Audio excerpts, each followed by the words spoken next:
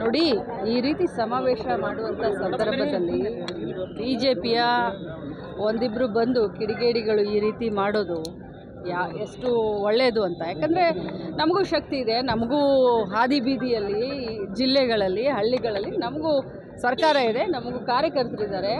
B J P ಎಲ್ಲಿ ಕಾರ್ಯಕ್ರಮ ಮಾಡ್ತಾರೋ, ಎಲ್ಲಿ ಮಾಡಿದ್ರು ನಮಗೂ ಶಕ್ತಿ ಇದೆ, ನಾವು ಎಲ್ಲ ಕಡೆ ಈ ರೀತಿ ಮಾಡಿಸ್ಬೋದು. ಆದರೆ ಈ ರೀತಿ ಮಾಡಿಸೋದು ಚೆನ್ನಾಗಿರುತ್ತಾ?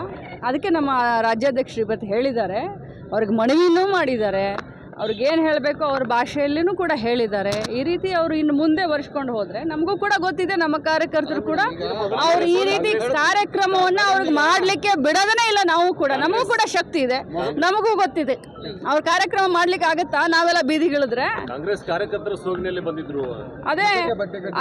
ಅದೇ ಹೇಳೋದಲ್ಲ, ಈ ಸೋಗಿನಿಂದ ಬಂದು ಈ ರೀತಿ ಮಾಡೋದು ಅವ್ರಿಗೆ ಏನು ಶೋಭೆ ತರೋದಿಲ್ಲ. ಅವ್ರಿಗೆ ಅಷ್ಟೊಂದು ಧೈರ್ಯ ಇದ್ದಿದ್ರೆ ಎದುರುಗಡೆ ಬಂದು ನಿಂತ್ಕೊಂಡು ಮಾಡ್ಬೋದಾಗಿತ್ತಲ್ಲ ಅವರು.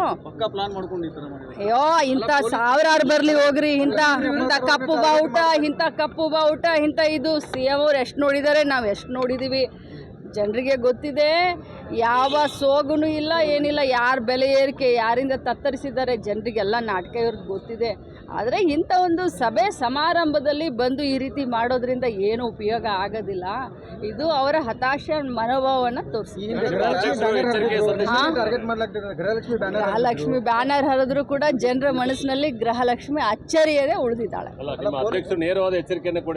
ಅಫ್ಕೋರ್ಸ್ ಎಸ್, ಅಧ್ಯಕ್ಷರು ನೇರವಾದ ಎಚ್ಚರಿಕೆಯನ್ನು ಅಂತ ಹೇಳಲಿಕ್ಕೆ ಮನವಿಯನ್ನು ಮಾಡಿದ್ದಾರೆ, ನೇರವಾದ ಎಚ್ಚರಿಕೆಯನ್ನು ಮಾಡಿದ್ದಾರೆ. ಯಾಕಂದರೆ ಅವ್ರಿಗೆ ಎಷ್ಟು ಕಾರ್ಯಕರ್ತರು ಇದ್ದಾರೋ ಅಷ್ಟೇ ಕಾರ್ಯಕರ್ತರ ಪಡೆ ಕಾಂಗ್ರೆಸ್ ಪಕ್ಷಕ್ಕೂ ಇದ್ದಾರೆ, ಕಾಂಗ್ರೆಸ್ ಪಕ್ಷಕ್ಕೆ ಅಭಿಮಾನಿ ಬಳಗ ಕೂಡ ಇದೆ.